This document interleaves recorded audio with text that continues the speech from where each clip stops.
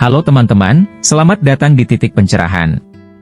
Saya sadar bahwa kita seringkali dihadapkan pada situasi-situasi sulit yang membuat kita cenderung mengambil keputusan dengan cepat. Namun, perlu diingat bahwa keputusan yang diambil dalam kondisi tertekan tidak selalu menghasilkan hasil yang terbaik. 1. Masalah keputusan dalam kondisi sulit. Dalam video ini, kita akan membahas mengapa sebaiknya kita hindari mengambil keputusan saat kondisi sulit. Terkadang, tekanan emosional dapat mengaburkan pemikiran kita dan membuat keputusan yang kurang bijak.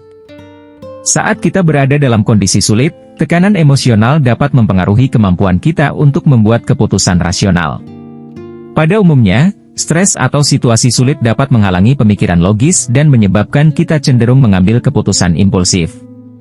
Oleh karena itu, penting untuk memberi diri waktu untuk merenung dan meredakan emosi sebelum membuat keputusan penting, agar dapat memastikan kebijaksanaan dan kualitas keputusan yang diambil. Selain itu, dalam kondisi sulit, kecenderungan untuk fokus pada solusi cepat atau jalan keluar instan dapat meningkat. Hal ini dapat mengarah pada keputusan yang kurang dipertimbangkan dan tidak memperhitungkan konsekuensi jangka panjang.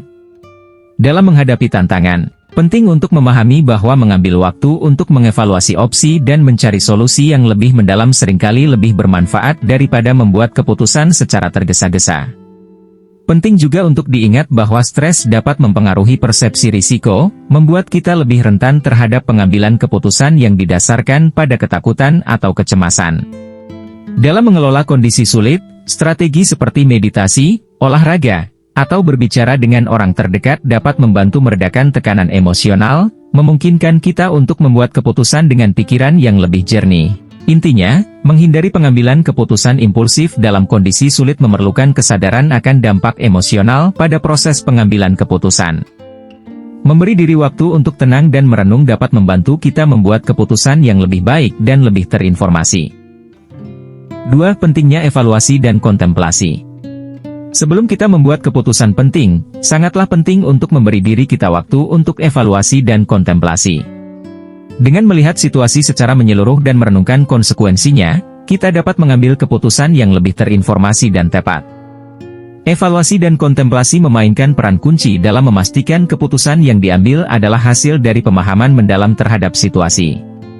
Dengan memberi diri waktu untuk menilai berbagai faktor dan merenungkan implikasi pilihan yang mungkin, kita dapat mengidentifikasi risiko, peluang, dan dampaknya. Hal ini tidak hanya meningkatkan kemungkinan keberhasilan keputusan, tetapi juga membantu menghindari potensi kesalahan atau penyesalan di masa depan. Selain itu, proses evaluasi dan kontemplasi membantu mengembangkan kebijaksanaan dan pemahaman diri, yang dapat memperkaya pengalaman dan pertumbuhan pribadi. Melalui evaluasi dan kontemplasi, kita dapat mengakui nilai-nilai inti dan prioritas yang mungkin memengaruhi keputusan kita.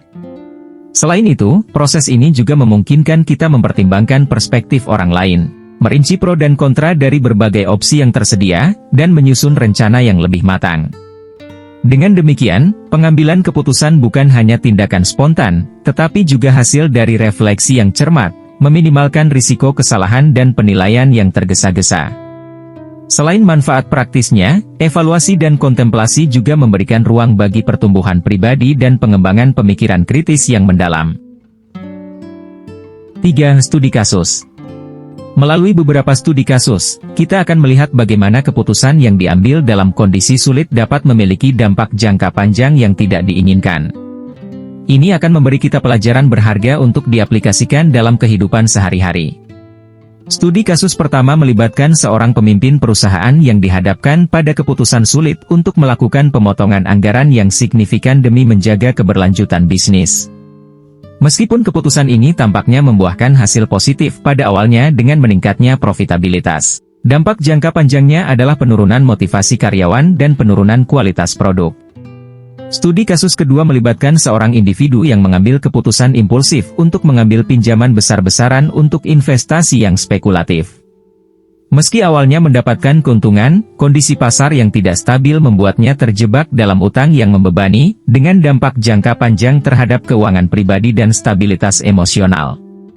Kedua situasi ini memberikan wawasan tentang pentingnya pertimbangan matang dalam pengambilan keputusan, serta memahami konsekuensi jangka panjang dari tindakan yang diambil. Kesimpulan dari studi kasus ini adalah bahwa kebijaksanaan dan pengambilan keputusan yang berbasis pada analisis mendalam dapat membantu menghindari dampak yang tidak diinginkan dalam jangka panjang. 4. Strategi menghadapi kondisi sulit.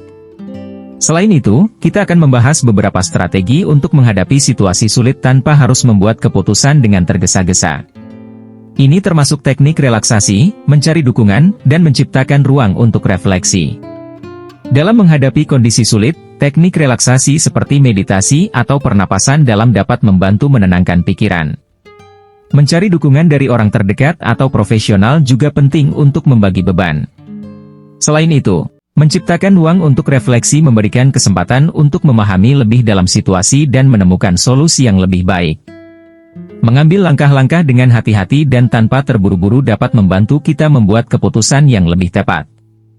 Selain itu, penting untuk mengidentifikasi aspek-aspek spesifik dari situasi sulit tersebut.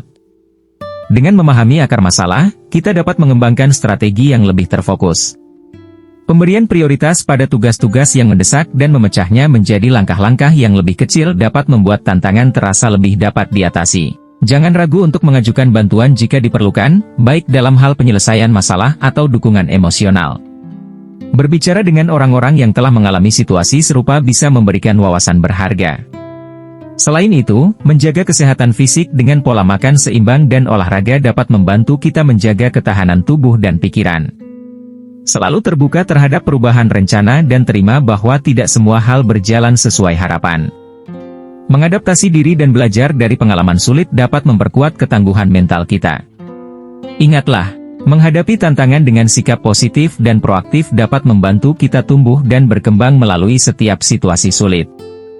Dengan mengakhiri video ini, kita dapat menyimpulkan bahwa mengambil keputusan dalam kondisi sulit memerlukan kewaspadaan ekstra.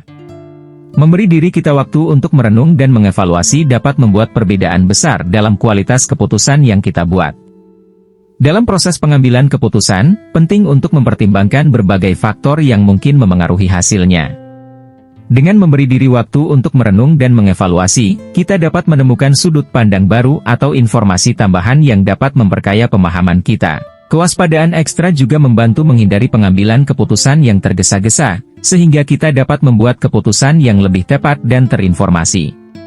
Oleh karena itu, kesadaran akan kondisi sulit dan kesediaan untuk memberikan waktu yang cukup untuk proses pengambilan keputusan dapat membantu kita mencapai kualitas keputusan yang optimal. Terima kasih telah menonton dan bergabung di diskusi kita hari ini. Jangan lupa berlangganan untuk konten-konten bermanfaat lainnya. Sampai jumpa pada video berikutnya.